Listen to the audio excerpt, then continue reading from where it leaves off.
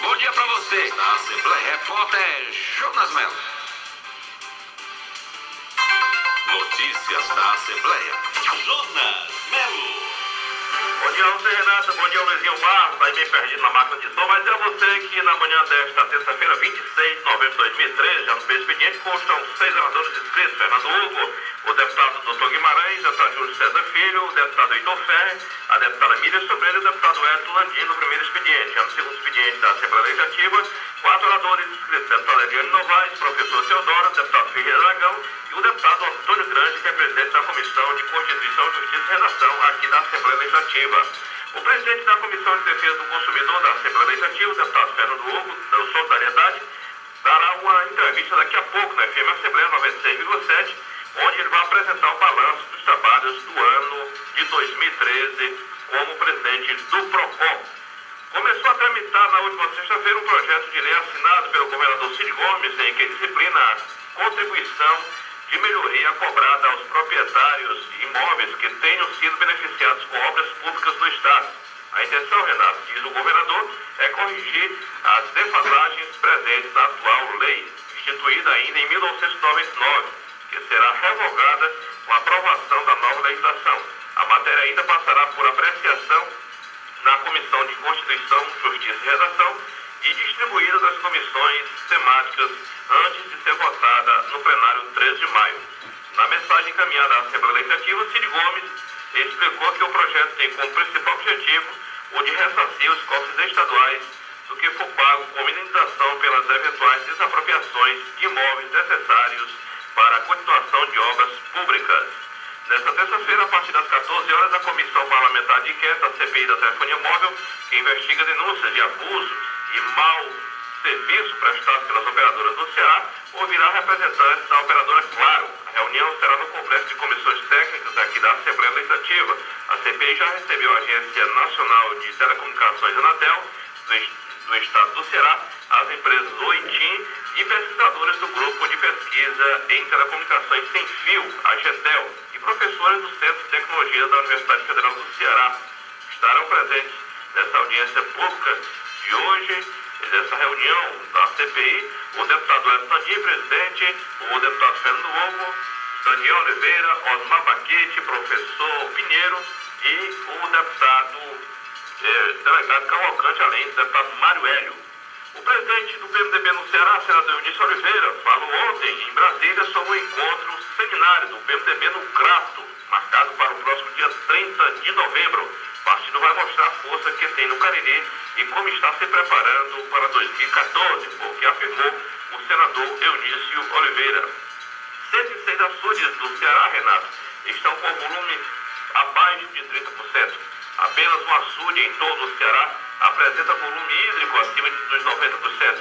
É o que revela o balanço mensal dos reservatórios monitorados pela Companhia de Gestão de Recursos Hídricos do Estado, COGER, divulgada ontem, portanto. Dos 144 açudes do Estado, 106 estão em volume inferior a 30%, representando aí 73,6% de todos os reservatórios. Em outubro, eram 94 açudes, 65,2% da situação, ou seja, um aumento de 8,4% em apenas um mês.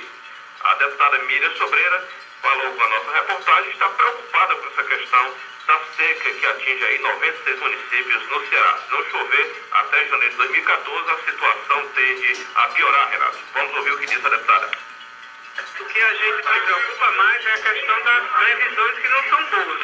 Se não chover em janeiro e fevereiro, muitos reservatórios vai estar em colapso. A gente se preocupa porque, apesar de todos os investimentos, apesar de toda a preocupação, de todo o planejamento, a gente sabe que vai ser um sofrimento muito grande, até porque para abastecer o carro-pipa, nem carro-pipa tem para alugar. A questão das adutoras emergenciais vão resolver alguns problemas, mas existem muitas situações pontuais que precisam ser vistas e precisam ser estudadas e principalmente feitas para que atenda a população. Tem alguns reservatórios que estão com 30%. Evaporação grande, calor enorme.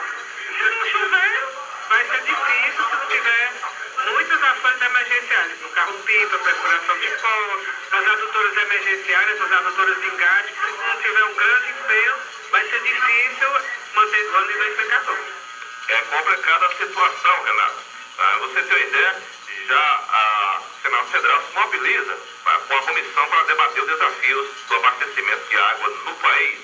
Nós vamos direto a Brasília com mais informações. O repórter Nilo Bairros tem informações porque mais da metade dos municípios do país podem enfrentar problemas de abastecimento em 2025, caso não aconteça uma solução para resolver o problema.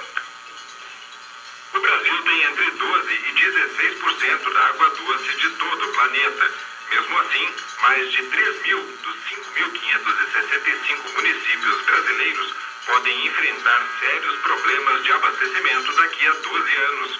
A projeção foi feita pela Agência Nacional das Águas, ANA, que produziu um raio-x do setor. O Atlas do Abastecimento de Água indica o potencial de carência de cada município e conclui que serão necessários cerca de 22 bilhões de reais em investimentos. O diretor da área de gestão da ANA, Paulo Lopes Varela Neto, explicou que a maioria desses recursos deve ir para o sistema de distribuição e o restante, cerca de 20%, para buscar novos mananciais. E mais de 80% desse valor deve ser aplicado na região Nordeste. Outro debatedor, o presidente do Instituto Internacional de Ecologia de São Carlos, José Galizia Tundizi, acrescentou que esse cenário preocupante é reflexo da falta de tratamento de esgotos e do lixo nos centros urbanos. O presidente da comissão, o senador Fernando Collor, do PPB de Alagoas, lembrou que, mesmo com maior injeção de recursos nos últimos anos, o setor carece de recursos humanos, inclusive de nível médio, e de atração da iniciativa privada. A grande dificuldade para que esse processo de obras de saneamento básico pudesse avançar foi a falta exatamente de qualificação de mão de obra para esta área especificamente e a falta também de experiência de empresas que, por falta de investimento em anos e anos anteriores na área de saneamento básico, desistiram de se preocupar com este tipo de obra, se dedicando a rodovias, a ferrovias, portos e quetais. Além da ação do poder público, os dois especialistas recomendaram soluções simples, como a implantação de fossas sépticas biodigestoras, fáceis de ser implantadas, e o pagamento por serviços ambientais, PSA, que retribui o produtor rural que cuida das nascentes de sua região. Da Rádio Senado, Nilo Bairros. A Secretaria de Desenvolvimento Agrário, SDA, e a Agência de Defesa Agropecuária do Ceará, a DAGRE, concedem entrevista coletiva logo mais às 9 horas no auditório do Parque de Exposições Governador César Carlos sobre os números parciais da segunda etapa da vacinação contra a febre aftosa no Ceará. A campanha prossegue até o dia 30 de novembro e a meta é vacinar 95% do rebanho bovino e bubalino, além de imunizar 80% das propriedades rurais. Até o momento, Renato, cerca de 30% dos animais estão vacinados, foi o que garantiu o secretário Nelson Martins.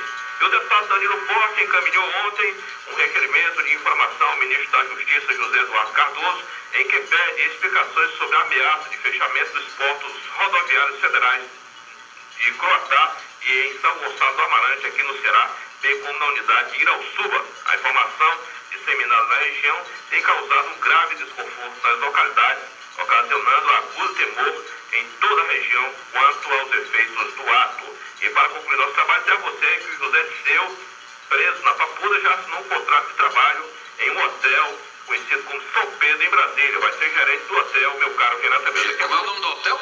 Hotel São Pedro. Ele vai ficar com as chaves do hotel também. É, seu gerente.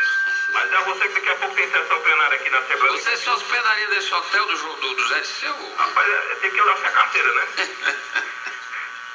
Mas é você que daqui a pouco tem sessão plenária aqui na Assembleia Legislativa, sob o comando da mesa diretora, que tem à frente o presidente da Assembleia, José Albuquerque do PROS. Da Assembleia ao vivo, Jonas Mello, às 7h24. Você continua com o Renato Abreu. Ok, Jonas. Valeu, Jonas Mello. Além de falar do Zé Disseu, uma casa dele, uma